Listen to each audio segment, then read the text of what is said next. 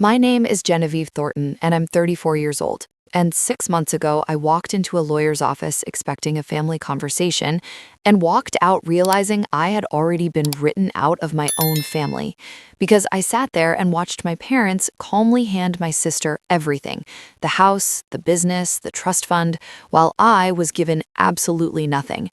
And when I tried to understand what was happening, my mother looked at me with that familiar, cold expression and said, "You've always been difficult, Jen," while my sister smiled and the lawyer stayed silent. And in that moment, I felt something inside me snap as I stood up, looked at Eleanor, and walked out without saying another word. But last week, everything changed when my phone suddenly lit up with 47 missed calls. And when I finally answered, my mother was sobbing and said the FBI had just shown up at Eleanor's door asking about embezzlement and money laundering and wanted to know what she had done with the money. And I hadn't touched a single dollar, but my sister, the one who got everything, had made choices that were about to destroy everything she thought she owned. And before I tell you how it all exploded, let me take you back to the beginning, because growing up, I was always the outsider in my own family. Eleanor was 4 years older than me, and from as far back as I can remember, she was the golden child, the sun everyone orbited around. And when she graduated high school, my parents threw a massive party with over 100 guests. But when I graduated 4 years later with honors, we went to dinner at Applebee's with just the four of us. And when Eleanor decided to stay home and help with my father's woodworking business, my parents bought her a new car and helped her rent a beautiful downtown apartment. But when I got accepted to Portland State University for accounting, my mother sighed and said they couldn't help with tuition and that I'd understand. And I did understand, so I took out student loans, worked 2 jobs, graduated with a 3.8 GPA, and my parents didn't even come to my graduation because they said they couldn't leave the business, while Eleanor posted photos from a wine tasting trip that same weekend. And I moved to Portland, got my CPA license, worked for a mid-sized accounting firm, paid off my loans slowly, called home every Sunday, sent birthday cards, and tried to stay connected.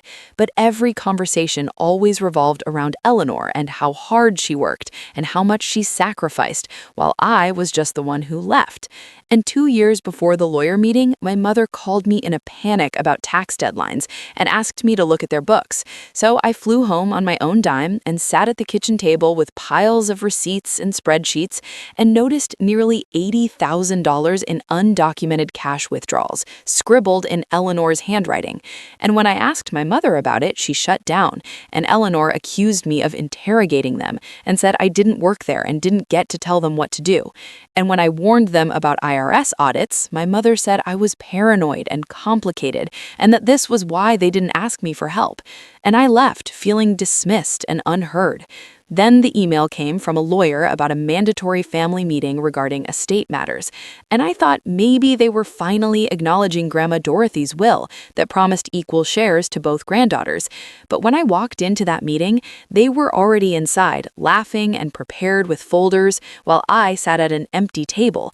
And the lawyer calmly read out that the house, the business, and the trust fund were all being transferred to Eleanor, and that no assets had been designated for me. And when I asked why, my mother said Eleanor stayed and sacrificed, while I chose my own path and had always been difficult. And my father said Eleanor was dependable, and Eleanor herself said I didn't need anything because I had a good job. And I realized they had already justified everything. And when I asked about Grandma Dorothy's money, my mother said it went toward family expenses. And I walked out and drove to the airport numb and shaking. But something didn't feel right. So when I got home, I searched my emails and found my grandmother's lawyer had sent me a copy of her will, stating clearly that $500,000 was to be split equally between me and Eleanor within 90 days of her death, and I had never received a cent, so I printed it and kept it. And then Eleanor started posting on social media celebrating the house and the trust fund and being named CEO of the company, while I wasn't mentioned once. And when she later called me asking to borrow $15,000 because the roof was leaking, I realized something was wrong because she claimed the trust fund was tied up in investments. And then Grandma Dorothy's lawyer called me to ask if I had received my inheritance and told me something was very wrong, that my parents had no legal authority to to redirect my share and that there were irregular withdrawals tied to Eleanor's accounts, and I gave her permission to investigate. And 6 months after the lawyer meeting, my phone exploded with missed calls because the FBI raided Eleanor's house, and my mother was hysterical asking what Eleanor had done with the money, and news reports said the investigation involved an international investment fraud scheme and $600,000 transferred to suspicious accounts. And Eleanor called me crying, saying she thought she was investing the money and had trusted a man named Marcus Sheffield, and she begged me to help explain to the FBI that she didn't know.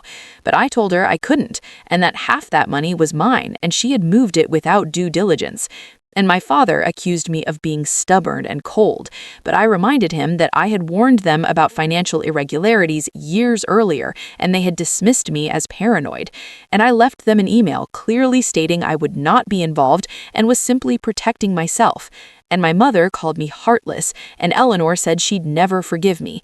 And 2 months later, Eleanor was charged in connection with the fraud scheme, avoided jail through a plea deal, but had to pay fines and lost the business and the house, and the family reputation was destroyed.